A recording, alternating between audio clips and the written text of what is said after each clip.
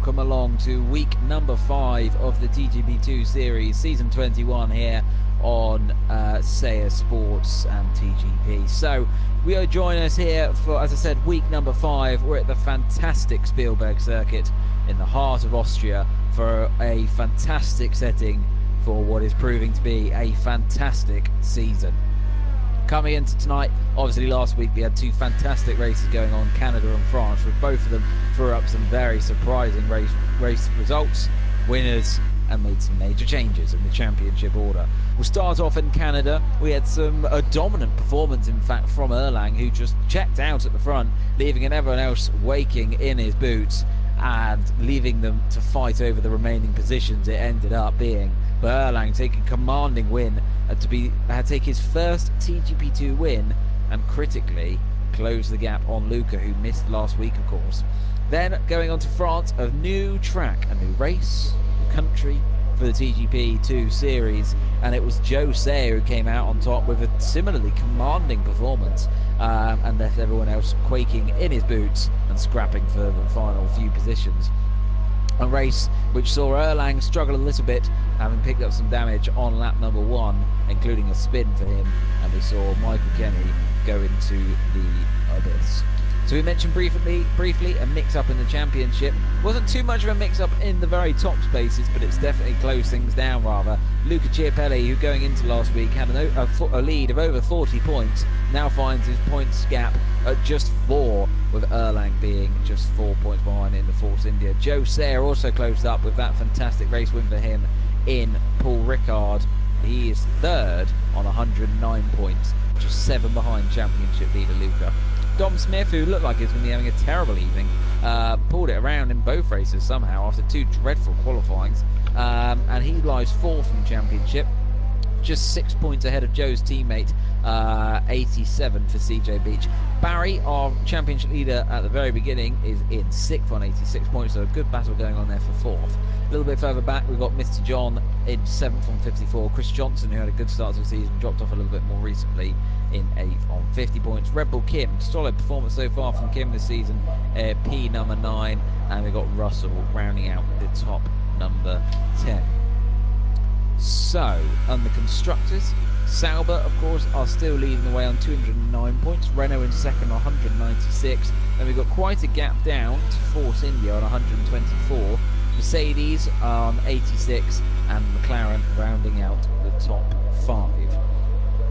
So, let's have a little look then at a little bit of history for TGP2 in Austria.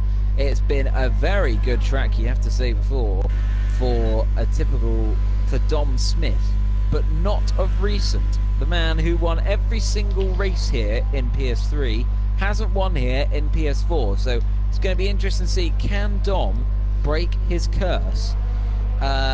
He's currently in 2nd and qualifying provisionally at the moment, but we'll come back to that in a minute to go through the stats in the current order there. So, pole position has gone on to win 3 of the previous 12 Austrian Grand Prix, and in the drivers racing tonight, 3 of them have taken pole here before. Sean in season 19, Dom season 13, and Joe in the other race we did here in season 13. Interestingly, Dom has won 4, as we said, of the first 5 Austrian Grand Prix, but hasn't won here on PS4.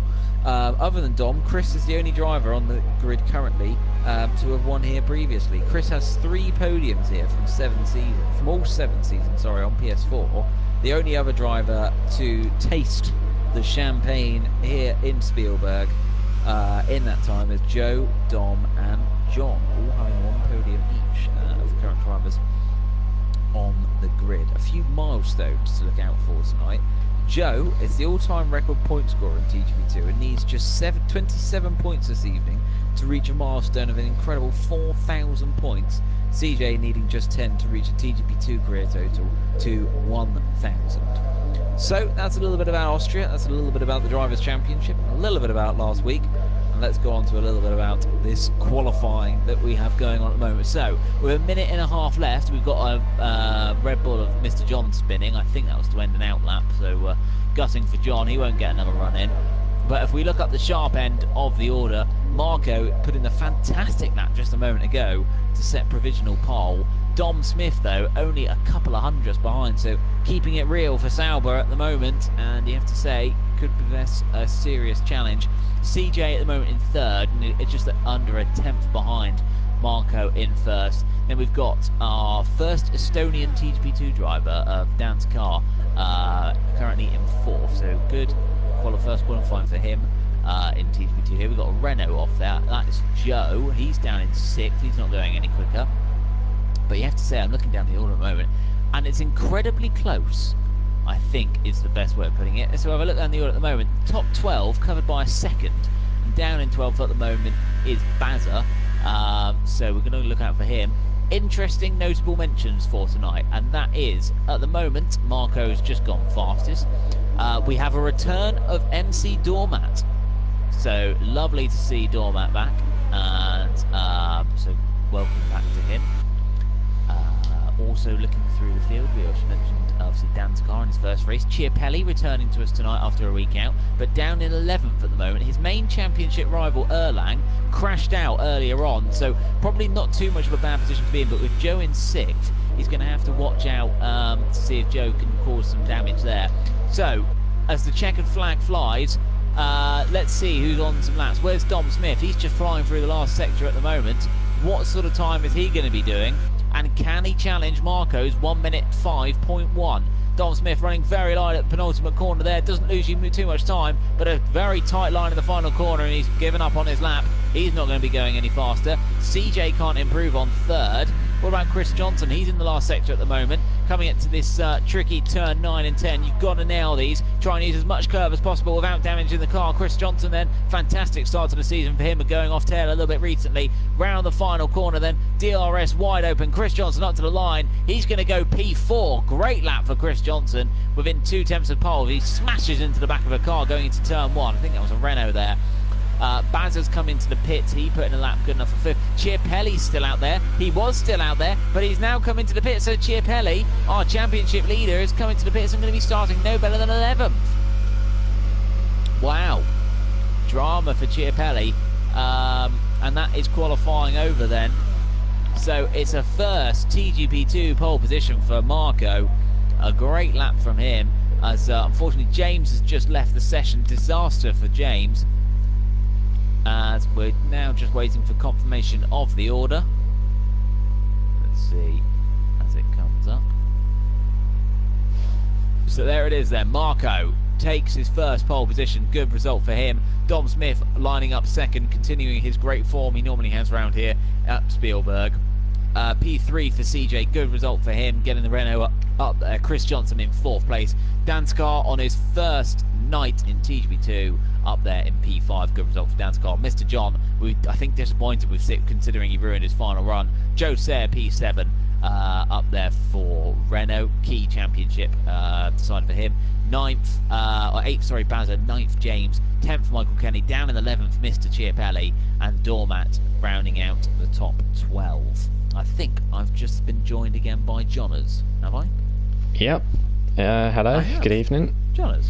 Yes, hello there. I just thought I'd let you carry on with the commentary there of the beginning. You were in your element there, so I didn't want to interrupt with anything. Well, it's looking a bit overcast here for the Austrian Grand Prix. It would appear for race day, hasn't it, Johners? So it's going to be interesting. I don't know if we don't have the weather forecast. We don't know if there's any rain predicted.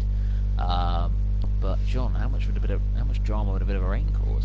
I think it caused quite a bit of drama. A lot of the field within 7 tenths in qualifying there, so very, very tight session for TGP2 compared to, for example, even at Austria yesterday, the top 3 were about 6 tenths apart with the Softcop and Cliffy, who was on his return after a couple of years away from the TGP League. A very comfortable margin ahead of the rest of the field, but the entirety of the top 10 or 11 within 7 tenths, so a little bit of rain could really throw some surprises up as we now look set to get underway for the Austrian Grand Prix. Oh, and CJ's left. Disaster for Renault, but we got 5 lights. And we're underway in Spielberg. It's a good start for Marco, even with a little bit of wheel spin. Chris Johnson's lag might have just gone ahead of Dom Smith, but Dom Smith fighting back. Do a look further down the grid, they're all piling into turn one. We've got a Ferrari late on the brakes there. We've got a Mercedes running a little bit wide, as we've had CJ join us again, and he's going to be right at the back of the grid if he can even race. Hopefully he can. Heading up now to turn number 3.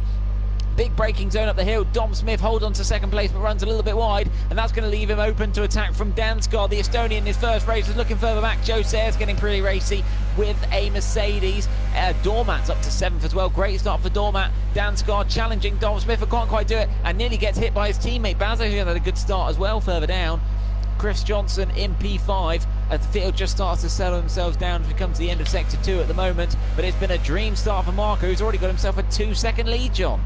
Yeah, fantastic start for Marco. Very, very good start off the line. Managed to keep it clean into turn 1. Well, the most of the field kept it very clean. It was a very good start from most, as it just allowed Marco, though, that clean start to just pull away from Dom. In fact, Dom in the last sector has closed in quite substantially. We've got a little bit of contact at the back. There's McLaren off. No, I think that might have just been Chris Johnson's lag. Yep. You would have seen it on the stream. You saw the McLaren pitch off. He's not had a fantastic opening lap. Made his way up to 8th, mind, but still not great for him. And Joe Sayer's gone backwards. He's down in 9th, so not a good opening lap there for Joe Sayer. But as we said, it's Marco leading the pack away and doing a great job, as we've got Mr. John diving up the inside of Dormat there. Very unfriendly Mr. John for Dormat's return there, but he doesn't get the move done, as Joe Sayers getting interest in the background, as is Chiapelli. We could be 4 wide going down into turn number 4. Mr. John throwing out the inside of Dormat. There's contact. There's more contact. Joe's made contact as well. Chiapelli's in the background as well, and Mr. John being very forceful in his overtakes at the moment tonight.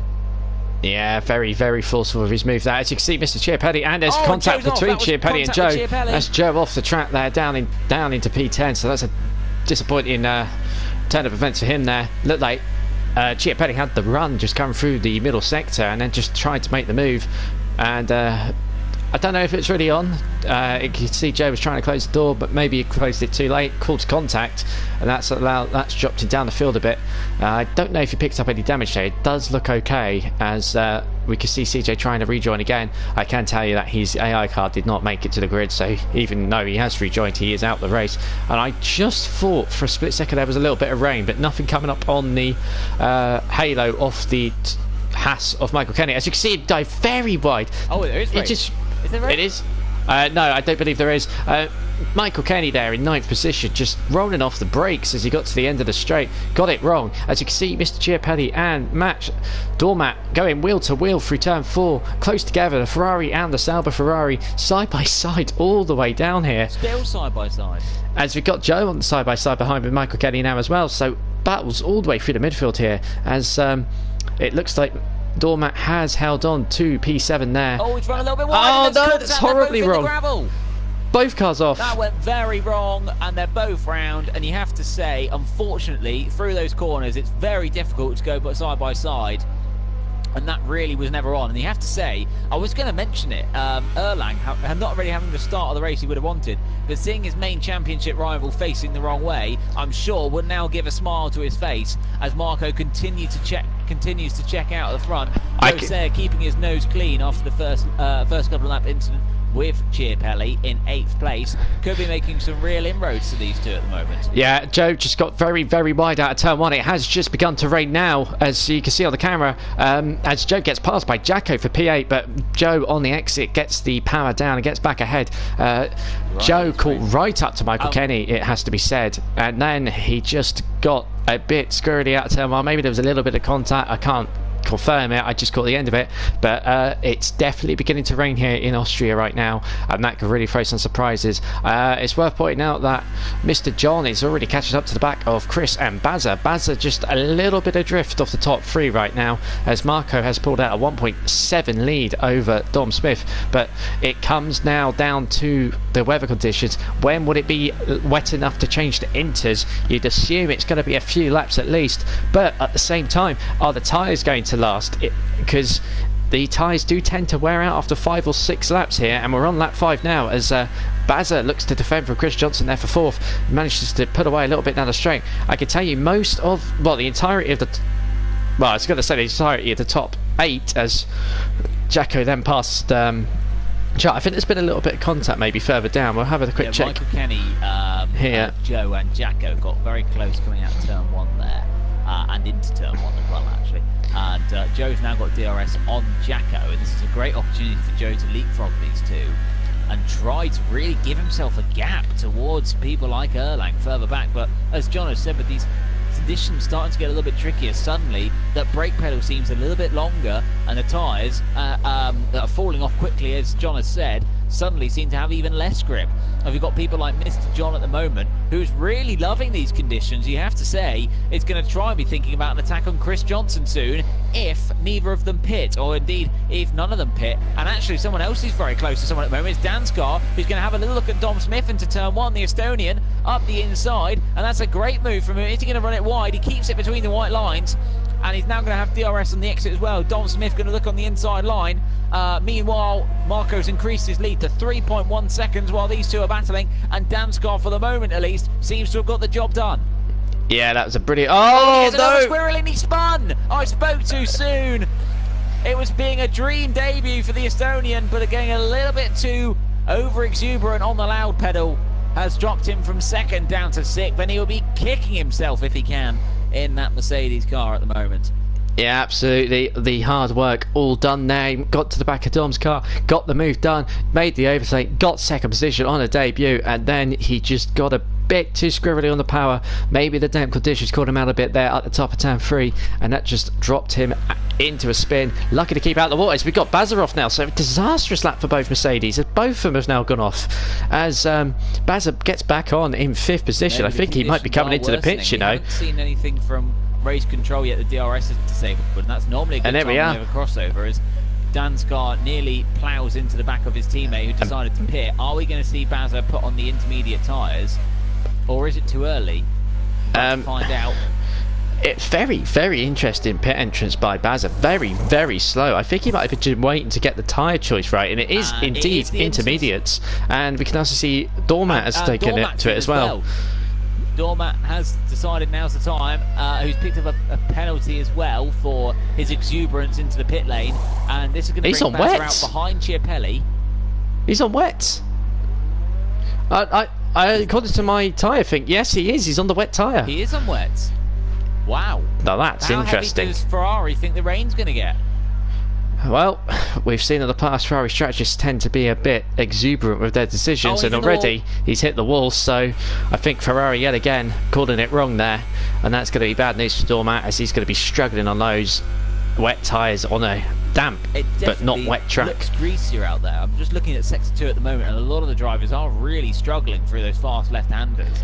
As Mr. John now pits. Mr. John's coming into the pits. There's a lot of rain on his car, so maybe he's thinking that now definitely is the time. And we've also got Marco in the pits as well. So 1st and 4th have decided that now is the time for the intermediate tyres. And has this been a masterstroke? Joe pits as well. And Marco and John have gone on to the intermediates, but John's having to wait. Why is he having to wait? Oh, no, he's gone. Sorry. Michael Kenny's also in the pits. Joe goes on to... Joe's gone on to the Super Softs. And that's an interesting call there indeed. So two very strange calls. And DRS is disabled. DRS has been... Oh, Joe has made a disastrous call. As it's got wetter out there now, DRS has been disabled. That normally means that race control think it's too wet out there, and Joe has wasted all this time pitting to find himself coming out on the wrong side. So we see Mr. John struggling out at turn 3, but Michael Kenny went onto the inters. Chiapelli's gone onto the intermediate tyres as well. MC Shep's come back in and put the intermediates on and changed his front wing, so definitely the wrong tyre call from him. Yeah, and Michael Kenny struggling at the top of the hill. I do apologise. I'll just tell you, Marco is absolutely flying on the intermediates. He's caught right up to the back of Jacko. He's gained 2 seconds in just half the 2nd sector alone, it has to be said. He's having a run now. This is going to be for 4th position. He has a look to the inside, and just that superior grip. He's going down the inside. You can see Jacko sliding off wide there, which means Jacko's going to be on the inters for another lap, or the slicks for another lap at least. And yeah, the top 3 all in intermediates for all three, it looks like. And this race is just, it's a disaster for Dom. He must have had yeah, I think he might have had a penalty of some sort, because he was very slow in there, and it looked like Sauber mechanics would not reacting to the car at all. He's lost the position to Chris Johnson. He's lost the position to Mr. John. I'll tell you what, Mr. John is a net second position here, which is fantastic news for him. John is having a fantastic race here in Austria. He's never particularly gone well here, I don't think. I think he's had a podium here before, as I read out at the beginning, but a man who's not particularly known for being an Austria specialist finds himself in a net second. As John has said, as Dom Smith runs wide, that's going to give an opportunity for the two Mercedes. Can Danskar finally get vengeance for his earlier mistake? He's going to try around the outside into turn 4, and it's 3 wide as Bazza joins in as well. And they're all getting a little bit pinched. Who's going to get the best exit? Round turn 5 now, and it's Bazza who's made 2 positions in one go, and Dom Smith who's lost 2 in one go. That was an absolutely beautiful move by Bazza. Got the slipstream of both cars out of turn 3. Hit the brakes on the outside, took the karting line as it were through that corner, and just had so much more grip on the exit that he just flew straight past his teammate and Dom Smith in the Sauber as they now all come towards the back. I have to say, this battle is very much not over, because Danskar is going to be red in that helmet as he's got to run up the inside, and I was saying that he's going to be frustrated, lost out to his teammate. Well, he's done the job now. Bazza got a really poor run off that corner, and Dom Smith's challenging Danskar now, as I think I even saw the sun poking through the clouds just a moment ago. Bazza's really struggling back there. Has he got damage? It looked like Bazza just got spooked into the last corner. I think he might have run it a bit wide. As he came back on, his teammate just took the line off him and forced him to turn away back off the track a little bit. And it's just really thrown him off his game for a few moments there. You can see how much that pit stop has cost Dom, because he is now some 8 seconds behind the podium. Bazza's going to try and emulate his move from last lap. Not quite yet, but will he get the run out of turn number 4 on Dom Smith then? He's going to go to the right-hand side. He's going to put Dom under pressure, who's trying to call his tyres and nearly spins into the wall. Maybe trying to catch a little bit too much water. The intermediates couldn't cope with it. Danskar's starting to gap these two.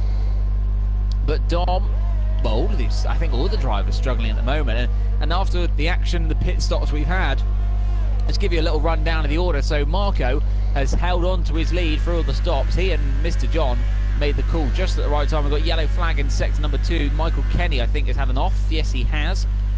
And we've got a yellow flag in sector 3. Is Chip? No, I think it's all sorted now. So, sorry, yeah, let's give you a quick rundown of the order then. So, as we said, Marco and Mr. John making the calls at the right time as Danskar gets a little bit sideways coming out of turn 1. That's going to give Dom Smith an opportunity. Chris Johnson's in 3rd and only half a second behind John, but it's Dom Smith who's on the attack at the moment and takes P4 back off Danskar, covers the inside off under the braking zone, and the Mercedes driver is now going to have to try and find another way past the Sauber, and it's not the first time this race he would have had to do it.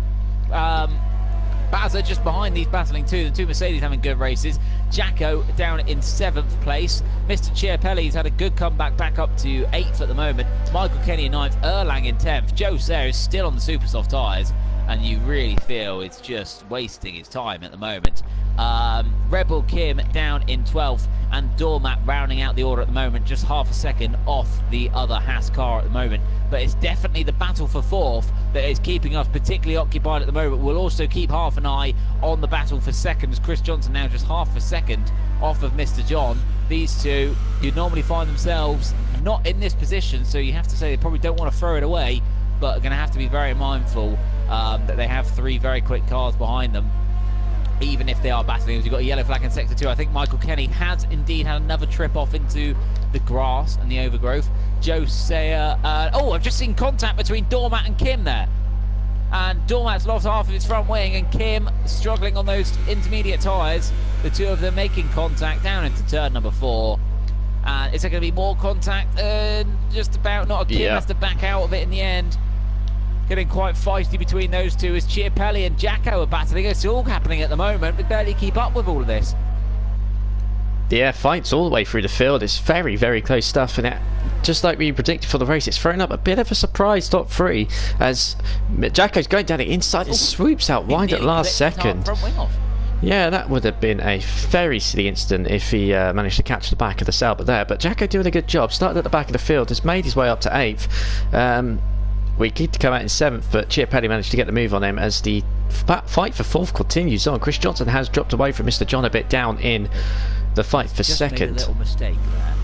He made it in the last sector, so he dropped about 4 tenths in the last sector off of John there. But you're very much right. This battle for 4th, it doesn't look like ending.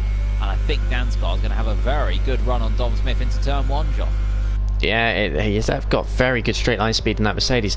I'm just wondering, could it potentially be turning towards the wet tyres? Because there is quite a bit of rainfall falling as we got yellow flags out yet again. I dare say that might be a hat-trick for Michael Kenny there, as Dansgaard running outside into turn 3, gets the move done though, and takes the 4th position back off Dom. Now this was a golden opportunity for Dom to make some ground in the championship, with the top 3 all encountering some trouble, with, well, Joe's 13th, Erland's only 9th, Chiapelli the highest of the 3 in 7th. Dom had a golden opportunity to close the gap down, having been 2nd before the starts, but now he finds himself battling to even finish 4th. He started on the front row, you have to remember. Yeah. It was looking rosy for Dom Smith, and the weird thing at the moment is, out of all of this, Chiapelli's going to be increasing his championship lead. Yeah, definitely. I think Chiapelli would take that, having started down where he was. Also, Dom, I wonder what happened at the start. I wonder if he got a 5-second time penalty or something that he had to serve at the first pit stop, because, that's a disaster for Chris Johnson. Johnson's left. Disconnection, which is good. Dansgaard's only a second off, so the Estonian could find himself on the podium in his first race. Which was looking likely before he spin early on, before the rain started to fall. And here we go, then Dansgaard's going to have a look. Well, he's going to go have a close look through the McLaren and go clean through it. There we are, Dansgaard up to 3rd place, the Estonian on his TGP debut, up into the podium positions now, and I'd have to say he is pulling away from Dom Smith there. Dom will take 4th. He's got Bazza back on the inside, and that Bazza, he's not just on the inside, he's now ahead. That's a great move. Effort. They're going to be side by side though down the straight, but you can see Dom struggling with traction a lot more than the Mercedes, and now Bazza retakes P4 and has recovered well after a little trip into the gravel trap that he had early on in the race. I have to say, the man who's breathing a sigh of relief at the moment is definitely Mr. John Hammy fan there, who was under pressure from Chris Johnson, you have to say, before he disconnected, but now got himself a 7.5 second gap back to 3rd, so he can maybe turn the wick down a little bit as Dormat picks up a 3-second time penalty further back. Jose has finally pitted for the intermediate tyres and come out in 13th place. Yeah, you have to say, John breathing a sigh of relief, you must say, giving himself now not really under pressure, and got, as we said, a 6-second gap back to Dansgaard. Yeah, definitely. Mr. John, I did think for a moment he was closing quite quickly on Marco, but the gap's pulled back out again as Dom goes off at turn 1. Yeah, got a big swapper on. Yeah, I wonder if he's got that car set up for dry conditions, because he has really struggled since the rain has begun to fall. He's down in 5th now, struggling to keep up with the two Mercedes in front, despite having the freshest tyres out the 3. Well, he picked the same lap as Dan's car. Bazza's got much older tyres, but you can see clearly that Bazza has pulled nearly 2 seconds out in just a lap, so Dom really struggling with the conditions here. As meanwhile, at front, Marco continues to lead. I don't believe he's had a TGP race victory before. It would be his first. You're right, it would be his first. The Italian driver, who has done a very solid job so far this race. I don't want to jinx him because he's doing very well, as we said, but hopefully he can keep this pace up and famous first ever TGP race win. So we're good to see a new winner. We've had one already, we had 2 already this year. There you go. Will Marco be the 3rd? Dom did promise us a very open, very competitive season in TGP2 this season. And at the moment he is delivering. I can tell you as well, Marco has got himself caught up in quite a bit of traffic there. It looked like Joe is just there behind Marco, just trying to work out what's going on there with the Williams. I think that might have been where there was an issue in qualifying, but there we are. Marco continuing to lead then, 5.5 seconds clear, as Mr. Chiapelli now takes 6th off Chris Johnson. So does Chris Johnson return? Let's just have a quick look. No, that's not the case. Okay, so it's just taken a long time for Chiapelli to catch up to the McLaren. Well, it was about 20 seconds off, I remember, before Chris Johnson disconnected, because Dom Smith is still losing time, as we can see now, 4 seconds behind the Mercedes, as Michael Kenny puts in his 4th goal of the game and has another trip off, gets himself back going again. Yeah, he's... So yeah, but at the moment, interestingly, I was just looking down the order there, sorry John, obviously we've got Toro Rosso and Red Bull 1-2, Mercedes 3-4, Sauber 5-6, so almost 2 by 2 in the top 6 so far. Yeah, indeed, that is the case. If only the Toro Rosso wasn't the Toro Rosso, we would have had that perfect 2 by 2 formation. I can tell you, the Haas are, I think, the closest teammate pair. Well, I was about to say the closest teammate pair on the track. They potentially are. The Mercedes have been close together all race as well, as Jackie gets a time penalty for multiple warnings. And yes, I can tell you that. Sorry, John, I was just going to come in and say that I was saying that Mr. John might be comfortable sat in second. Well, in the past 2 laps, Dansgaard's half the gap. It's now come to 3.4 seconds, and it was at 7.5 seconds on lap 14. So maybe Hammy Fan isn't quite as comfortable as we thought. He's only got a lap and a half left to go, but if he keeps losing time as he is, he could find a very pumped up Estonian on his tail in a minute, as Dormat gets himself another penalty. I feel Mr. John, with his experience in the league and that incredible points run he had of, I forgot, I lost track in the end, it was well over 100 points races in a row in the points, of course. I think with all this experience of TGP too, he will just be managing the gap and getting it home safely rather than risking it trying to chase after the race leader. I can tell you Dan's car seems to be the fastest car on the circuit though, because the gap between Marco and Mr. John has actually come down as well as we now begin the final lap. The gap between the top 2 is down to 4.2. It was just over 5 seconds a few laps ago as well, so they're constantly tearing up. It's a huge amount of traffic. Oh yeah, this is not what he needs. And I can tell you, Kim gets out of the way. Yeah, I can tell you that Joe has actually re-overtaken Marco and has. Well, there we go. He's got a penalty for ignoring the blue flag. But Joe obviously wanted to get these positions. Of course, the TGP point system is a little bit different to F1. There's points lower down the field for 12th position. So Joe wanted to get that position. As he runs onto the grass. Oh, he's run white off. He's into the gravel trap, and he's going to get past by his teammate as well. And I believe that might just cost him. As well from the points. But, yeah. Our attention have to be turned. Hold on, the Haas have come together. The 2 Haas have come together. Red Bull Kim and Michael Kenny. Michael Kenny off in the wall. Red Bull Kim gets to continue, but we will, of course, focus now on Marco, who comes round the last corner now. And Marco then, he's been a quiet one so far this season, but it's taken him until round number 9 to win his first TGB2 race. The Toro Rosso driver gets his reward. Mr. John with a fantastic second. In the end, only 0.6 of a second clear of Dansgaard, who has had a fantastic debut. Very much a welcome entry into TGB2. Bazza, a fantastic recovery drive into 4th in the end. Great result for him. Dom Smith down in 5th will be gutted with that, I think, in total, having started on the front row. But as John has said earlier on, maybe gearing his car up to more towards a dry setup. Chiapelli saving his race in the end, you have to say. He comes home in 6th. Jacko, a good result for him in 7th. Erlang down in 8th, not the sort of race he would have been hoping for tonight. We've got to wait a little while now for Chris Johnson, who I think is just about going to come home in P number 9. Not the sort of race he would have wanted, and he still hasn't actually rejoined us, so disaster for Chris, who was running in 3rd after the pit stops. He does come home in 9th place. Dormat on his return to TGP is going to be P number 10. And actually, Joe, from avoiding being a lap down, has secured himself P11. So, genius from Joe. I think he's used up all his fuel as well as he's cruising along the line. But interesting from Joe there to get that job done. Yeah. So, what a race we were treated to. We had wind, we had rain, we had sun, we had drama, and more importantly, we had Marco's first TGB2 victory. And there he is, the Italian driver, celebrating like no one was watching.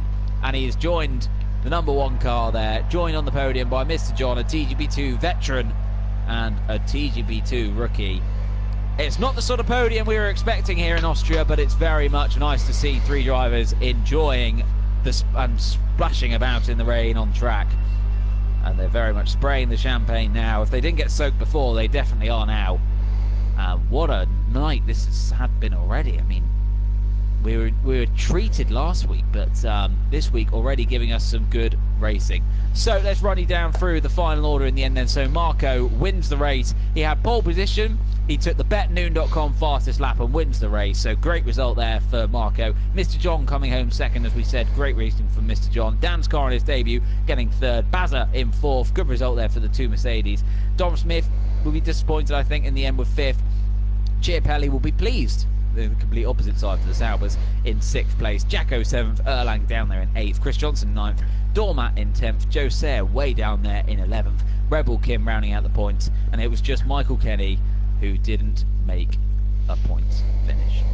Well, I have to say, John, that was a very good race. Yeah, that was a very fun one to watch. Very well, a battle at the end for the podium it turned out to be between the 2 Mercedes and Dom in the Sauber, and some intriguing strategy decisions, it has to be said. One of our viewers has commented on the Ferrari strategy being Malaysia 2009 in reverse, and I have to agree with that one. The wrong tyres at the wrong time. Famously, Laura Ikonen, who was out on wet tyres on a bone dry track all those years ago, and it's the real interesting thing about that, though, must have been what happened to Dom. I don't know if he got front wing damage and had to pit to repair it as the rain began to fall, or if he had a time penalty for maybe a yellow flag overtake or something, but that really cost him any chance of a strong finish, because he was ahead of Mr. John and Chris Johnson before that stop, but he came out with the Mercedes and had to fight them all the way through for the rest of the race until the pace just went away from him. So it'd be interesting to see how he bounces back as we go to the British Grand Prix. And well, we've had one wet race. We'll wonder if I wonder if Britain will throw up another, but yesterday in TGP1 it certainly didn't. It was nice and sunny all the way through that race weekend.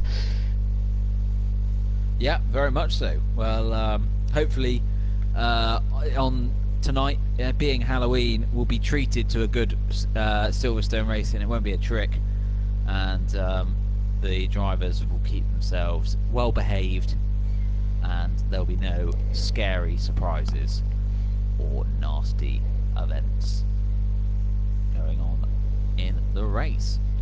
The home of motorsport, the home of British motorsport, and the home to a lot of Formula 1 teams. So obviously their factories just being round the corner, we're going to want to make sure that they get some good results just down the road from the factories. Let's hope that no one comes knocking on their doors tonight, because they won't be home, so there'll be no candy for those pesky kids who knock on the doors of the F1 teams tonight, because they're in Silverstone racing in TGP2, of course. So we're about to get going then for qualifying, and we've got 16 drivers for the race, which is always good turnout, and we'll have to see who comes out on top. I think this could be a very interesting race. Are we going to see more from the likes of Dan's car? Very impressive opening round for him. Will his teammate Bazza have another good showing? Will Chiapelli sort his act out? Will Erlang come back with a bang? Will Joe master a strategy? And can Dom get rid of his nightmares from Austria? We'll have to wait and see, as we're about to get qualifying underway.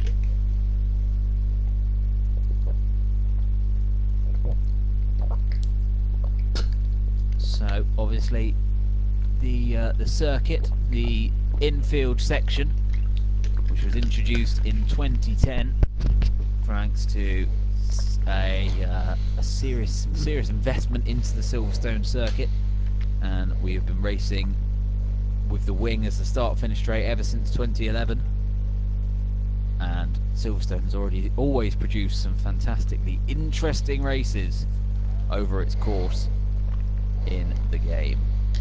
So, as qualifying gets underway, who will be first to break the duck and go out on track, and who is going to shine in the great British sunlight? Not raining for once in England, which is always good, even though someone in the wing I can see actually got their hood up, maybe expecting rain. Take it off, mate. Enjoy it. This doesn't happen very often. Enjoy the sun. Oh, we've got a Renault coming out on track first. Let's see who that is. It's Joe. Joe's going to be the first man on track. Well done, Joe. He's on soft tyre. Jonas, I can't remember what tyres they're running here in Silverstone. Can you?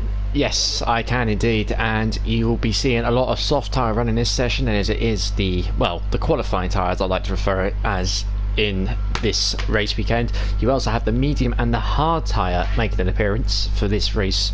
The hard tyre, I think this is the only track on the game where you get the hard tyre, and it was only used for all of about half a lap yesterday, it has to be said, in TGP1. Jack Pearson had to make a first lap pit stop for damage in the TGP1 race, changed to hard tyres and probably crashed out on his out lap. So hard tyres probably not the way to go for the majority of the field. The tyre wear's not as bad at Silverstone compared to previous seasons. Already got Red Bull Kim off. And let's have a look there. Yep, indeed. Looks like he's doing some donuts in the infield section. Let's hope he gets that car pointing back the right way and going again. Or he's just very happy to be in the UK and back at the home of He's motorsport. Celebrating his title odds on betnoon.com, I heard him say over the team radio just now. So Rebel Kim really excited about his odds on BetNoon, and wanted to show off his support for the betting company at its home. I can confirm that is the full and exact reason for these donuts. Anyway, meanwhile, we have some words from Marco after his first TGP2 victory in Austria. As you can see, Joe just running a bit wide coming onto his start in the lap. Marco said that he gave everything he had in that race and gave it 100%. 110%, and it was some bloody good racing, and also gave congrats to Mr. John on his podium finish. So nice strong words there from Marco on his first race win, hopefully the first of many for him. I'm sure that will bring him full of confidence for the rest of the season. As we see the first few cars on the laps now, we have Joe on track, and I believe it might be Elite Shots who well, I think it's Jack, isn't it, if I remember correctly, who is on. It is Jack Craig, who is here for Silverstone, having missed the first race of the night, but hopefully he can have a good showing to the British Grand Prix. As we have a comment from the TGP1 champion, well, TGP1, currently second at TGP1, I was going to say championship leader, but disconnection cost him dearly in Silverstone yesterday. The soft cop has asked what we reckon about Chiapelli's total chances, and I have to say, at the moment, the chances are pretty solid. Even with a missed week, he still leads the championship, and even with a bad race in Austria, he was still at the front out of most of the title contenders. Remember, the 6 guys that were within 30 or so points before tonight's races, and Chiapelli led that little train, and out of all of them, it has to be said that Chiapelli was only beaten by, I believe it was just Dom and Bazza, who were only 4th and 5th ahead of Chiapelli in 6th, so the damage was very minimal. The closest threat to him was Erland, who finished quite a way down, having qualified at the back, having crashed out in qualifying, as the first lap's coming now, and Chiapelli, well, we were just talking about his title hopes, and he goes and puts out a 128.9 on the medium tyre, which is 3 times quicker than anyone else at the moment, so that puts a hammer down, although that has just been beaten by Erland here in the Force India P1 for the one-time TGP2 race winner from Indonesia. He'll be happy with that banker lap, I believe. I think we will be seeing the times going a bit lower than that. Remember, yesterday in TGP1 we were in the 126s. Of course, TGP2 being second tier, they won't quite get to that, but they will be pretty close, and I expect the laps to tumble as the session goes on. Dom only 9th so far in the second Sauber, up behind Chiapelli. Looks like he might have backed it off during his lap, and as you can see, he's taking it easy. As Dan's car now comes through the last corner and goes P1, that is a very solid lap there, 128.4, 3.5 tenths clear indeed, and he will be happy with that. Runs a bit wide at turn 1, but I don't believe he's on the lap now. As the first runs seem to be coming to their end, I think it's just Jacko who's left to do a lap off the cars that got out, and he's just begun now. And we'll have a quick go around the Silverstone circuit as we come to the loop here with Jacko. Quite a slow twisty section, added in 2010 of course, as we now come out of that loop onto the Wellington Straight, which is obviously used in the national circuits for some of the races that we have, like the British touring cars, as we come towards the end of sector 1. And I always get this few corners muddled up. I know there's Woodcut, Luffield and all of that, but I never remember which way's which. But we're going through them now as we come onto the old pit straight, the one that the Formula 1 cars used to start on back in the in the 90s and 2000s, as we come up to the famous Cops Corner. As you can see, Jacko runs very wide through there, didn't quite get the car turned in as nicely as he would have hoped.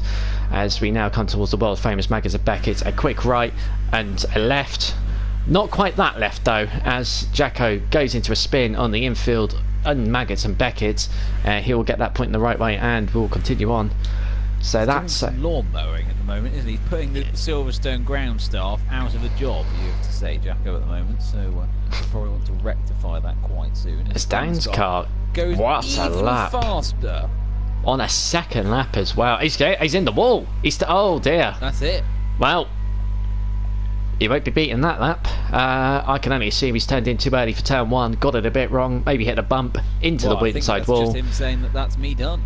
And well, I'd have to agree with you on that one there, as his front suspension is a bit second hand now, a bit like the car crash that happened outside my work this afternoon.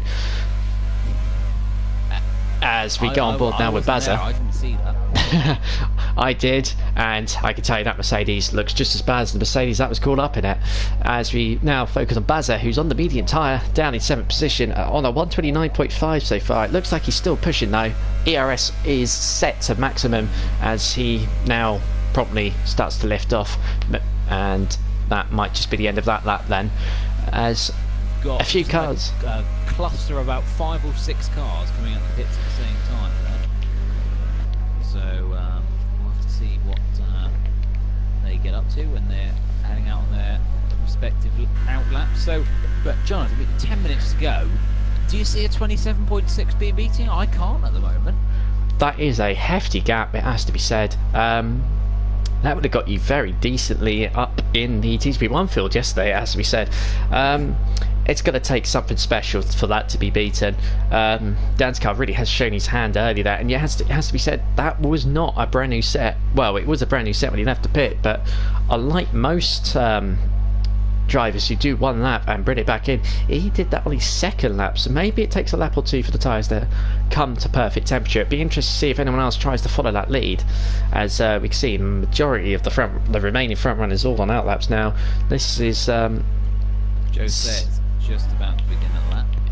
Yeah, he's got his teammate not too far behind. I think there's a Red Bull of, I believe, Mr. John that was just overtaken by the lead Renault there. In fact, it's a bit of a Red Bull Renault sandwich, because I think it was. Oh, and CJ pretty much stopped on the track at the moment as well. But as they get going then, Joe Sayer is going to fling it into turn 1. Hopefully his car won't end up like Dan's cars did. He runs a little bit wide in turn 1 there as he comes towards the boot section, the tricky left-hand turn, and then this really difficult right, which you've got to get a fantastic exit for, because this slingshots you onto the Wellington Straight towards the end of sector 1 and takes you towards the Brookfield combination. So into the left-hander, so much more open than it used to be now. The old track still barely visible, and now into the long right-hander as he's going to take onto the old start-finish straight as he heads down towards Cops Corner. And is he going to keep all 4 wheels in between the lines? Obviously these cars with immense more grip and ability is a lot easier to do these days, and Joe does it comfortably now into the world famous Maggotts and Beckett's combination. swings it right into the left. Got to keep as much speed as you can and as much curb as you dare. Running out wide, don't clip the grass, get on the DRS as early as possible. Not sure what his sector 2 time was, it didn't pop up for me there. Joe Sayer then into Stowe, a corner that everyone always looks forward to on the lap. The tyres screaming out for it to stop. Now he's got the tricky left-right chicane as Elite Shots Jack Craig goes second. So great lap there from Jack. We've got Mr. John crossing the line 37th. Joe Sayer improves to second, 7 tenths off the pace. What's his teammate going to do? He goes second, just 800ths off of Dan's car. CJ out of nowhere pops himself into a very competitive position. Now, we thought that time wasn't going to be beaten, and suddenly with someone 800ths off, maybe it will. Yeah, that was a very, very strong lap there by CJ Beach, up to second position. That's a great lap as well. Yep, he's on the soft tyre there. I thought for a minute that he might have actually been on the medium, which would have been special. Yeah, Erland's gone P3, splitting the two Renaults. Second off the pace. Yeah, we're on board with Chiapelli though, down in 7th. He's just come to the end of the lap now. He's at the last couple of corners. It's going to be interesting to see what he pops up with. He's obviously on his first lap on the soft tyre. He's going to go P3. He beats Erland by 5 thousandths. Very, very close. So maybe that lap of Dan's car isn't quite so invincible after all. Although he does still have a slight advantage, he won't be beating it as he has obviously already crashed out of the session. So a quick rundown then as we come to the end of the second runs. Is Dan's car on pole for Mercedes, though he's out the session. We have CJ Beach in second in the Renault, ahead of Mr. Chiapelli in third in the Sauber. Erland is fourth in the Force India, right behind his championship rival, and it's Joe Sayer in fifth, looking to make up ground after that awful Austria performance where he pit the wrong tyres. We have Jack up in sixth on his return, having missed the last race. Then we got Dom Smith in 7th position, ahead of Michael Kenny in 8th. Matt Dormat down in 9th, ahead of Mr. John, who's yet to do a soft tyre on, it looks like. We have Marco all the way down at 11th after what was a brilliant result last time out with his first win. I'm pretty sure we'll be seeing him going quicker in the next run. We've got Bazza down in 12th as well, which will see him improve. Jacko yet to do a fully competitive time. We'll see that 1 minute 51 definitely being beaten by him at the next few minutes. And we have Red Bull Kim down at the back of the field, yet to do a lap. Decided to give us some donuts early on in the session before returning back to the pit lane as Chiapelli comes into the pits from third in the results. Most of the front runners all back in now. We have Michael Kenny just completing a lap. We'll see what he does as he comes around the final corner. He's taken on quite a lot of curb there, and it's cost him a bit of time. He stays in P8, doesn't improve there. Dormat as well, come towards the end of a lap. It looks like that's not going to be too much of an improvement either, it has to be said. He's running low on ERS. I think that might be the reason he stays in P10, nearly a second off on that lap. But he is he's doing alright for a return. He's been a long time away from TGP. Doesn't really race that often compared to the past, but he's still got some good pace in him, and it's good to see him return and be back amongst the TGP2 crowd yet again. Bazza though is on the lap, and it'll be worth seeing what he does. He's still on the medium tyres, which is interesting. That's the case for Cops now. It's an interesting one because I thought yesterday the medium soft strategy was going to work really well in the race, but it didn't quite pay off like I expected. So we'll have to see how it does in the race if anyone does choose to pick it. I can tell you Baz is second and a half off on these laps, so he won't be improving too much. I think that might just be an in-lap as we see him dart into the pit lane now. So we're just waiting for the last few guys to go out. And I'm sorry, I've missed it while I was going through Baz's lap. Marco has improved and he's actually on his way in now. So he's up to third with another 28.0, just 600ths ahead of Mr. Chiapelli, who's now down to fourth. So a lot of guys getting within a few tenths of that pole time, but no one yet managing to beat it. As the final runs, the second to last runs are ending for most, and some are just beginning their final run as we have Joe and Erland out on track. We also have Jack in P7. I think he's just improved on his lap on the last run, and he's just either on a lap or on an out lap. I do believe it is a flying lap for the Ferrari though in 7th. I think we'll keep an eye on this one and see how he does. We also have we actually have quite a few of the cars on track now, so the last 2 runs sort of crossed over to each other a bit. Some guys finishing just as others begun their final run. Meanwhile though, Jack in the Ferrari coming through Copse, he's taken some good speed through there. It's looking pretty promising so far. If he could keep it all together throughout the rest of the lap, it's very easy to make a little mistake and just really lose yourself a good half second, as we see the Ferrari pick up a bit of dirt in Beckett, which could cost him as he now goes down the hangout straight. It's just over 200 mile an hour into a medium speed corner, around 200 kilometers an hour, 220 maybe, as we come towards the last few corners now. Jack, will he improve at all? It'd be interesting to see if he does. I'm going through the sector things now, and he does not. It's only by 800ths that he's off, but he does not improve, and that might just be it for him this qualifying session. Although if you could do what Dan's car did and go quick on a second lap, it might just help him. Meanwhile, we've got Erland and Joe towards the end of their laps.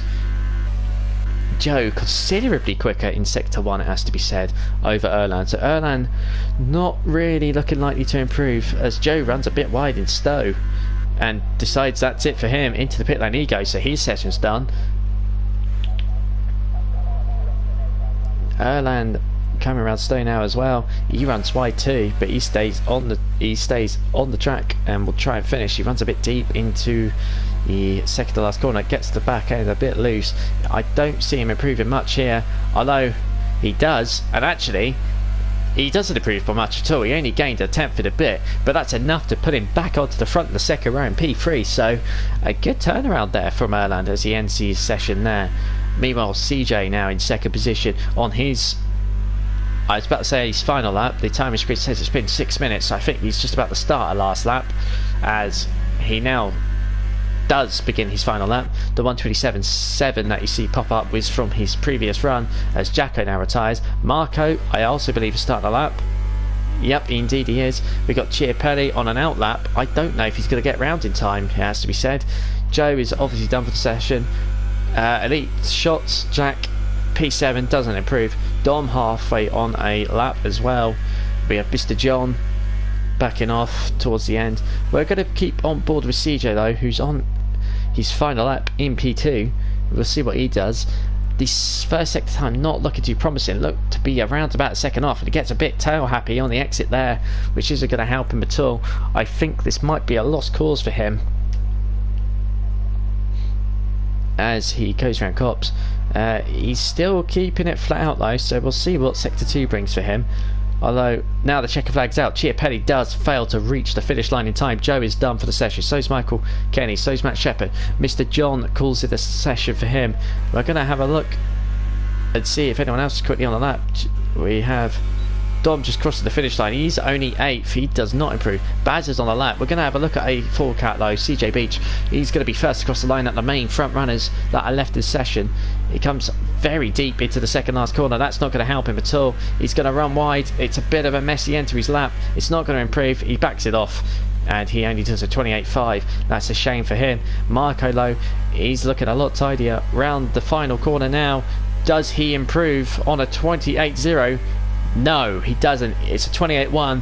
That's no good for him. He's not going to improve. Elite Shots has backed off. We're going to watch Bazza then, the last car on the qualifying. It comes round the last few corners. Can he improve on a 29.3? I assume he will.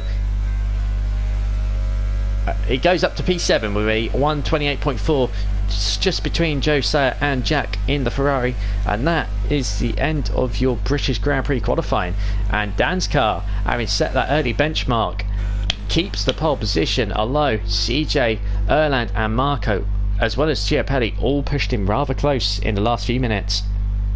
It definitely got close, didn't it? It was not easy, and I imagine there was some serious sweat coming off the brow of Dan's car, but for sure there, you have to say, he did the job he had to do early, but he had to do an extra lap on those tyres. So will that pay or camped against him for the race. A track Silverstone which is very abrasive on the tyres. Will that affect him further down the line? Well, we'll have to see.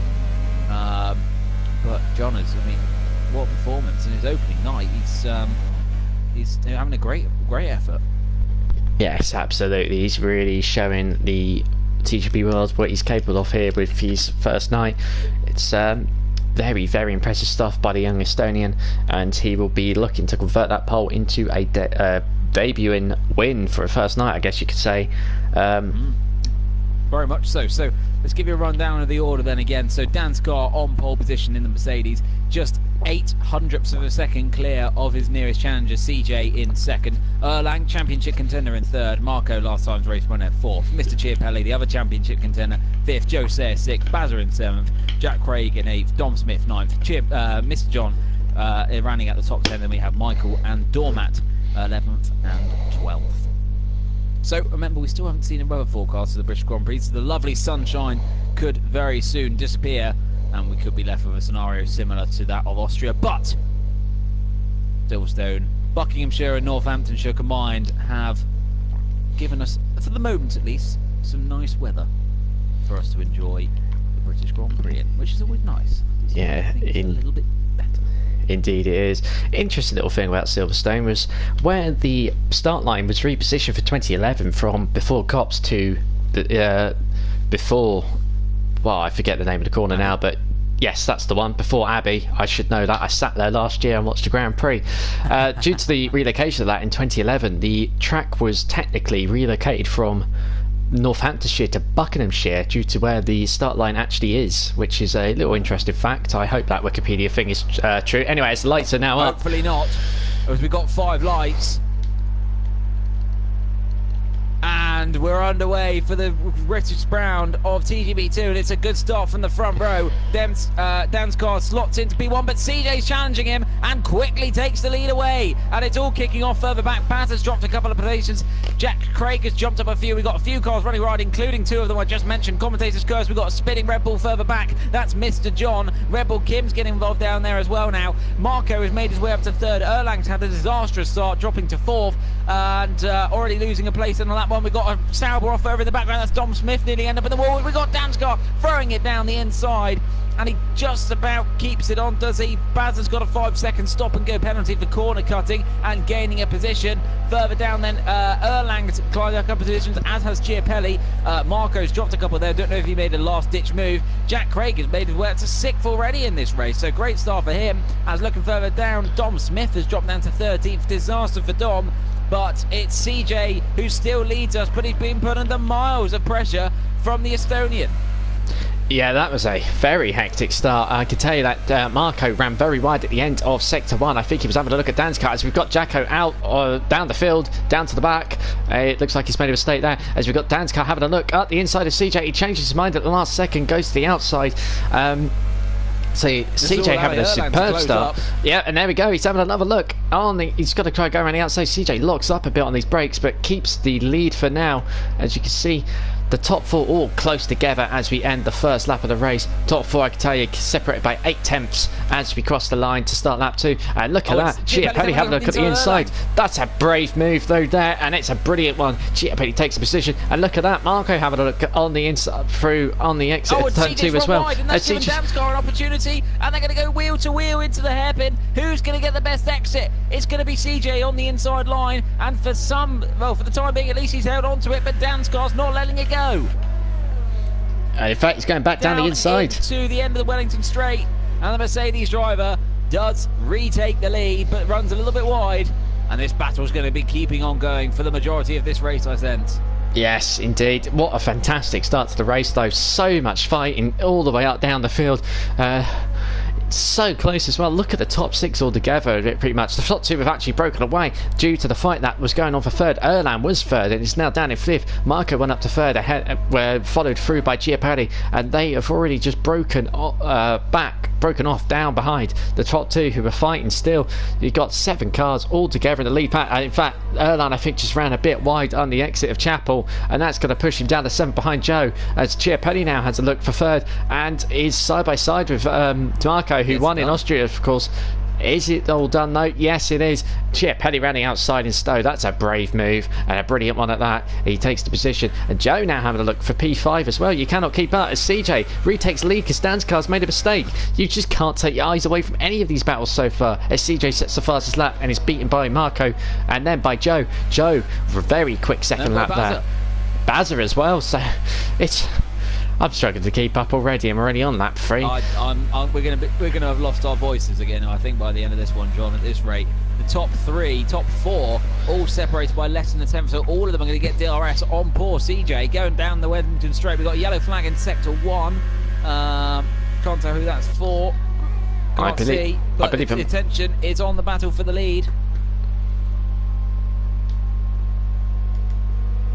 Working their way now towards the old start-finish straight and towards Copse we go again. And you have to say that probably these guys' best chance at the moment is going to be down into the hangar straight. Red Bull Kim's in the pits at the back. Don't know what's happened to him. Bazza's just a couple of attempts off of Erlang, and he's got Doormat right behind him. So Erlang, as John has said, it was P3 at one point, at the very end of lap 1, now down in P7. Disaster for Erlang, considering his main championship rivals are currently 3rd and 6th. And that might be about to change because Chiapelli having a great run onto the hangar straight alongside Dan's car. He's going to be having a look for second place here. Both cars are DRS because obviously CJ right in front of them both as they come wheel to wheel all the way down the end of the straight. They're almost banging wheels as they come into Stowe. Dan's car keeps the position though. Chiapelli going to have a look running outside. That is very brave. That's beautiful stuff though. Very good move. Brilliant move by Chiapelli to take second place. And Dan's car is probably so spooked by the move that he's dropped down to 5th place out of sympathy for the overtake, and that's put Marco up to 3rd. Jack Craig up into 4th position. A good start for him early on in the race. I was going to say seemed a bit slow through that. I think that's just the way the engine was running through that second or third corner as Erlan has come into the pit very early, as well as Jacko. All the cars, I can tell you, started on the soft tyres, so no one going for that alternate strategy that we've seen a few guys do repeatedly in TGP1. So that's put everyone on a relatively even playing field, so that's really going to keep the suspense up as the race goes along. As CJ now looks to be pushing out of that DRS gap. It's now up to 1.1 between first and second as Michael Kenny passes Doormat for P8, and my voice is already starting to go, I'd have to tell you. Been frenetic stuff early on in this British Grand Prix. Who's trying to keep Luca honest at the moment for P2 as they make their way through Copse Corner. Now, I have to say, it's from sort of lap 4 to lap 7 where you got this ideal pit window to go onto the medium. Now, obviously, pitting on lap 4, you're going to put some heavy wear on the mediums by the end of it, but I think this lap is where we're going to start to see, as we can see Dan's car getting very close to Jack Craig with the DRS. Jack's going to go defensive, and he's going to force him as far inside as possible. But the Mercedes driver gets the job done. Jack's going to have a little look about diving one at the inside into Stowe, but thinks better of it. So we've now entered this window as Jack Craig proves that by coming into the pits where you can go onto the medium tyres and you should just be able to get to the end. Joe Sayers also coming to the pits, so those two definitely going to be ones to watch for any potential undercuts going on at the moment. But Jonas, how key is it going to be that if you do go onto the mediums at this point to keep them alive 9 laps? I think it's not as difficult as it may have appeared in the previous games as Doormat unfortunately leaves the session from P8.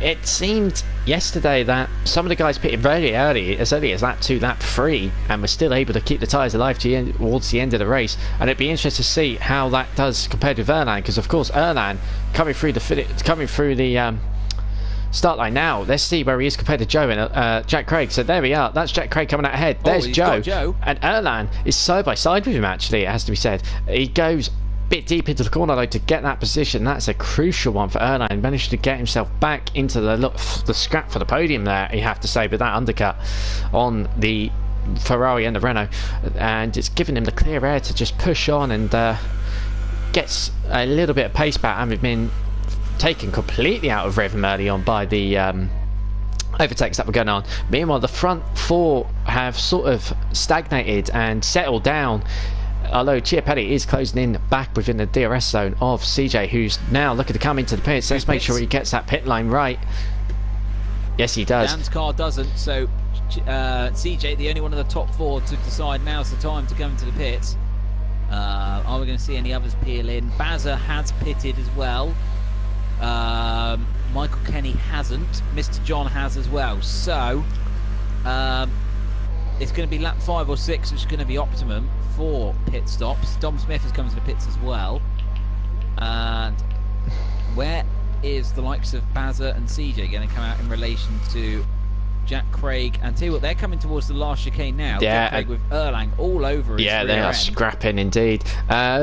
You probably saw the stream there. You see the cars acting a bit weird in the pit lane. That's a bit of a animation issue on the game side. They are not stuck in the pits, I can tell you. As Elite Shots coming around turn 1 now. Where is CJ? CJ's already in the loop. He is comfortably ahead. 7 seconds clear, it has to be said. So that is brilliant stuff by CJ. Good time to pit. He's going to get the undercut perhaps on Chiapelli and Dan's car. As you know what? Look at this. Marco very wide in. Yeah, Marco very wide at Cops. Very lucky not to get a penalty, has to be said, from how far he was off. He was pretty much in Buckinghamshire, has to be said. Although, now Dan's car on the hanger straight with DRS. This is going to be a slam dunk if he gets, as Marco goes to cover the inside. So that moves Dan's car to the outside. But Dan's car, with the pace advantage due to DRS, gets round him comfortably before to Stowe. As the leader, Chiapelli, comes to the pits. Dan's car follows. In fact, a dummy. Made a very late call not to and pit it's not. there. No, he's come back. He has come in. Oh, that was very risky. That could have been a very silly accident. But he managed. It was like he was trying to pull the dummy, like Raikkonen did in Austin, but very nearly came back to bite him as Yama spun it off into the wall. As we can see, all the top 3 all now in for medium tyres, and that leaves a rare figure in the lead of the race. Michael Kenny in the Haas. He is yet to pit, of course, but he is your new race leader. Let's have a look where CJ is. He's coming around the last corner now as he crosses across the start line to start lap number 7. There's your front 3 all coming in the pits. CJ, there he is. Chiapelli right with him. So battle is on for the win. Here we are then. The Renault and the Sauber fighting for the net lead, of course. Chiapelli, I do believe, will get the DRS coming down the straight there. So let's watch this with him. A bit slow on the exit low. Obviously his tyres yet to come up to temperature. He will have DRS. You could hear the beep, but he will have to close up a bit first before he can really do anything with that pace advantage. As I wonder if CJ just locked up a bit a lot. I wondered that might have just been a trick of the camera on my behalf there. Dan's car has lost a little bit of time down in 4th. And then Marco, he did jump Marco though. Well, he was ahead as they came in. Marco lost a little bit of time, but not too much. Elite Shots in 6th. Erlan and Joe together with him as well. Oh my god, I can't keep up with this. This is some frenetic stuff. Yeah, I'll have a little breather and let you take over. Very much at the moment is keeping CJ honest, as you said. And we've got a yellow flag in Sector 1. It's going to be very key to see how these tyres fare over the next 7 laps that we've got coming up. Battles all the way through the field. I'm looking now at the battle for 6th. And it's got 3 drivers involved. Is Erlang trying to do his recovery drive. It's got one of his championship rivals behind them, while the other one is in 3rd place. Jack Craig going on the defensive in Stowe as Jacko picks up a penalty, but Erlang has now got Joe right on his back. So one of these two is going to have to make a move. As Erlang does think about it, dives to the inside line, but Jack Craig with that good exit. Erlang runs a little bit wide. He's going to be under pressure from Joe Sayer now. Coming on to the main straight, Joe Sayer alongside and gets the move done before the start and finish line, but the drag race to turn 1 is going to be it as Joe Sayer holds on to his own through turn number 1 and retakes P7 and can now think about trying to displace Jack look Craig. at that. Look at that though. Erlang straight back up in there, and they're side by side again, going back onto the straight. Yeah, they now head their way onto the main straight. This has actually cost Joe in his battle with Jack. Red Bull Kim's picked up a 10-second penalty. Erlang's not letting this one go, and he's going to fight this one to the bitter end. Yeah, indeed. There's a car off in front. Hang on, who was that? Who's that? That Marco? It's Red Bull Kim. It's Red Bull Kim. Okay. Red Bull Kim. Yeah, Red Bull Kim getting out of the way of the other cars, thankfully, as well, as Michael Kenny continues to lead by 30.8. And look at this. Look at Chiapelli now. He's caught right up to the back of CJ Beach here. He's not letting CJ's rear end go, is he? And he's going to be in the prime position down the hanger straight to make a move into Stowe, or at least into the club chicane as Michael Kenny pits. Chiapelli then, biding his time. He needs a good exit out of the last corner to maybe even think of a move down at the end of the Wellington straight, but CJ, he's driving well so far, but he's going to have to keep his wits about him as we head on now to the final 5 laps as Chiapelli sets the bet noon fastest lap of the race so far. Is anyone going to bet to that? Indeed, they already have. Dan's car just took it, I'd have to tell you. And Chiapelli nearly ends up in the back of CJ. The onboard cameras really not helping me there with that one. I didn't quite see it because it's deciding to have a look on the outside of the corner on his offset onboard camera, so that doesn't help for the broadcasting. But there we are then. Chiapelli all over the back of CJ now, trying to make what could potentially be a race-winning overtake. Of course, these two fighting for the lead, but the way this race has gone so far, just because one takes the lead doesn't mean they're going to put away straight away. There's going to be one hell of a scrap. I can tell you, Erland having a look on Joe as well. There we are, the two continuing their battle as they have all raced so far. Very much so. Well, this race is definitely keeping the heat, and a hot stay in the British countryside, as Chiapelli still just half a second behind CJ, and this time down the hangar straight. Is he going to have a better opportunity? CJ half covering the inside line already, knows that Chiapelli's there. Is Chiapelli going to have a late dive? He definitely thinks about it, but that might have cost him more time, and maybe he should have just slotted in and tried to then put a move into the club chicane. But meanwhile, CJ, a little look, we've got a yellow flag further back. We've got carnage going on as we've got Michael Kenny off in Maggots and Beckett's complex. Anyway, back to the battle at the front, and CJ is doing all he can as Dansgaard's starting to close in on these two now, but he's only got 4 laps in which to catch them, as CJ has to go defensive into the boot, and there's contact between the Renault and the Sauber, and Chiapelli is just trying to line him up for a move. He's going to hope to get one down the Wellington straight then with the DRS. He's going to have to sit in the slipstream. CJ immediately goes defensive. Chiapelli's going to have to go around the long way. We've seen him do moves like this before. Can he do it again? He's going to certainly think about it, and not quite close enough, but CJ runs wide and coming through Brookfield. It's Chiapelli versus CJ, and there's contact, and they nearly both end up in the wall. Don't do that, boys, you'll ruin our race. And there's nearly contact again, coming now into Cop's corner. Chiapelli up the inside. CJ's still there. These two have been side by side pretty much the whole lap, and all this time Dansgaard's gaining, and through Maggots and Beckett, CJ has the upper hand for the moment, but there's a back marker in front that could give DRS to CJ. On the hangar straight then, Chiapelli is primed, he's positioned, and he's going to try and do the long way around CJ. Chiapelli takes the lead of the British Grand Prix, but he runs a little bit wide, and this could be CJ's opportunity to immediately retake it. He doesn't think about it, but is Chiapelli going to outbrake himself? He controls the brakes, and at the moment controls the race. What an incredible lap of battling for the lead there between the two of them. Very hard, firm but fair racing between them both. There was a little bit of contact, a little bit of wheel banging, but it was clean stuff. No one's got any serious damage. CJ locks up a little bit coming into the loop there, trying hard to keep up with Chiapelli, but their fighting has brought in Dan's car. Here he is. He's within DRS of CJ now, so he's probably going to get some DRS down the straight. In fact, here we go. No, he doesn't. But let's have a look here. Is CJ going to be brave enough? Not yet. Chiapelli has to go defensive, which will cost them both time. Oh, and CJ gets a little bit leery on the loud pedal as well. Dan's car now just 7/10 of a second behind these two. This hasn't worked in their favour. I'm loving watching this battle, but they could both cost each other a win here. The top 3 going into the last 2.5 laps, separated by just over a second. Into Maggots and Beckett. Chiapelli has the upper hand this time. CJ needs to think wise about his attack. Tries to get a good exit then out of Chapel. Dan's car just 4/10 of a second behind these two now. It's a 3-horse race. CJ not close enough. Dan's car not close enough. As we head towards the penultimate lap, I don't know which one of these is going to win it. I don't really think we can call a winner here at this stage. It's so close between the 3 of them. Chiapelli, though, crucially managed to stay ahead down the DRS zones as we begin the penultimate lap. It's a three-way fight for the win. I said it could be close, but I didn't think it'd be this close. CJ. And not quite, and it's going to be crucial now to see who's saved the most battery, because that could be really crucial on who can attack and who can defend, as CJ clips a lot of the curb there and now leaves himself vulnerable to Dan's car. Chiapelli's got himself an 8/10 of a second gap. Still keeps him within DRS, but definitely gets him out of striking range.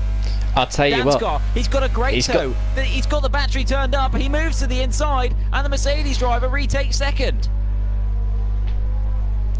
Yep, he turned the wick all the way up there against CJ. As CJ's having another look, it's not quite over yet. I can tell you, CJ's now turned it up. The three of them at the start of the lap had identical ERS levels, so they all had the same amount of charge. That's how close it's been between the three. They're all on equal footing, and this is allowing Chiapelli just to squeeze away a little bit. As Dan's car's right up against the edge. Through Maggots and Beckett's, CJ and Dan's car, it's side by side, and somehow there's no contact. And as Jonas was about to say, this is giving Chiapelli a perfect chance of getting a lead. But now CJ's got the DRS on Dan's car. They might have both cost themselves a lead, but I'm enjoying this battle just as much. Dan car has to go defensive. Jacko picks up a penalty with CJ's going to go up the inside. They're side by side, and he pushes Dan's car wide, but this is not over yet. Into the club chicane. CJ locks up. Dan's car has to get all over the curb, and for the moment, CJ takes the upper hand, but Chiapelli might have just secured himself a race win by keeping his nose out of it. Yeah, we begin the last lap now. I can tell you there's been battles all the way down the field. Erlan has been all over the back of Jack Craig for a good 3 or 4 laps. It hasn't made the move. Bazza was right up with Mr. John, has dropped back as well now as we begin the final lap. And Dan's car is having another look at that Renault as we begin the last lap. So, who's going to hold their own as we come towards the last half a lap? Chiapelli's got a 2.5 second lead. CJ's maybe saving his battery for the latter part of the lap, but I tell you who isn't at the moment, and that's Dan's car. CJ has a little bit of a look up as Dan's car runs a little bit wide. Now CJ always seems to take a wider line through Brookfield, get a better exit, and that gives him a really good run into Copse, and he's done the same thing here. And is he going to be able to make a move into Copse? I'd rather he didn't, for his perspective. We've got a yellow flag further back. Erlang's found himself off. Disaster for him. Jonas was saying he was carving his way through the field, and now he's carving his way through a gravel trap. Through Maggots and Beckett's. CJ then, as we head on to the last straight, we're going to have to half keep an eye on this and half keep an eye on Chiapelli. CJ's got a brilliant run. CJ's having a look running outside. Up. He's got the DRS. Dan's car covers. He's got no battery left, and there's contact. They've made contact. Dan's car wisely lets CJ go, but it's Chiapelli who, despite all of this, is going to come home to take another race win this season. Chiapelli wins and sets the fastest lap while at it. CJ does come home second. Dan's car comes home third. You have to say, gentlemanly in defeat to let CJ go back through there. Marco, who's had a relatively quiet race, comes home in fourth. Joe Sayer in the other Renault will come home in P5. Jack Craig, he held off Erlang. He's been able to hold off Mr. John towards the end. A great result from him in P6. Mr. John P7. Bazza in P number 8. Dom Smith's going to home P9th. Michael Kenny finishes 10th. But look at this. Erlang comes home in P11 with no front wing. I wonder if something happened between him and Jack Craig on the final lap. I'm afraid we didn't catch it because we were so absorbed in the fight for second between CJ and Dan's car, but Erlan is home in 11th. It would be a very disappointing result for him with his title rival taking the race win. Dormat, who of course we lost early on the race, has somehow still finished 12th. Jacko is in the last. Jacko decided to do some donuts in the last lap. And that's probably just cost him a points finish, which is quite a poor decision, as Red Bull came across his line in 14th. And, well then, Chiapelli, what a superb race win, having to fight all the way through the race there, taking the fastest lap at the end as well, having started in 5th position as well. CJ started 2nd, Dan's car started 1st.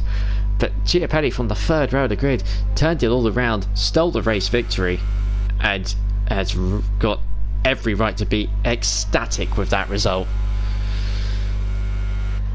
Wow, what a race that was. We were definitely all treated. I hope they're going to enjoy the podium celebrations just as much as we enjoyed the race. But there they are, the top 3, Chiapelli, CJ and Dan's car. What a race they provided for us. And, well, how does this leave the title? Chiapelli was going into this week only 4 points clear, and has given himself a huge boost for his championship aspirations. Fred Vasseur very happy with his performances as well. But the Manxman stands back on the top step. He invites the other two to join him. And what a race that was. Let's give you a rundown then of the final order. Chiapelli wins and takes the Betnoon fastest lap while at it. CJ, a great second place for him. Danskar, third place. You have to say, he, apart from very beginning, having a little spin and maybe not getting the best run off the line, didn't do much wrong. And also putting a great performance. Marco, solid performance from him in fourth place. Joe Sayre making up a position into fifth. Jack Craig, a great race from him up into sixth place. Mr. John in seventh. Then we have Bazza, kept quite quiet during the race in eighth. Dom Smith, I didn't really see much from Dom at all. I don't really know what happened to him here. In ninth. Michael Kenny 10th. Erlang, as we said, disaster for Erlang, finishing 11th when his main championship rival finishing first. And Dormat rounds out the point scorer finish with Jacko and Red Bull Kim, the only drivers failing to score. So Jonathan, I'd like to ask for your conclusions from tonight, but I think we could be here a little while, so shorten it down for me. What impressed you the most tonight?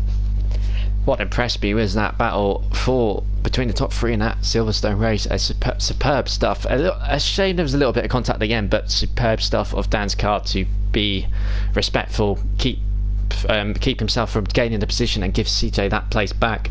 But it has, well, you've got to say, Chiapelli really has just sent a statement through to his title rivals to try and catch him, because that was a superb victory after a decent recovery in Austria, where his title rivals didn't really capitalise on a bad race for him, and now you have to say he is going to be the firm favourite. Lots of lost opportunities tonight between his, well, 5 title rivals, because it was really a 6-way scrap shaping up, but now Chiapelli will build a solid lead, which he'll hope to carry through the rest of the European leg of the season. Very much so. Well, what a fantastic night it's been. You have to say, we have been treated to 2 great races, some great battles, and you have to say, this TGP2 season is coming alive. Well, there's not much more for us to say. You have to be honest. I mean, I with Chiapelli missing a week, it really does just make me think how many wins he could have had this season if he's not missing any wins. But anyway, we can't dwell on that. You'll join us next week for Germany and Hungary. We head east. TGP2 heads east, and we look forward to seeing you then. Hopefully 2 great races as we've had tonight.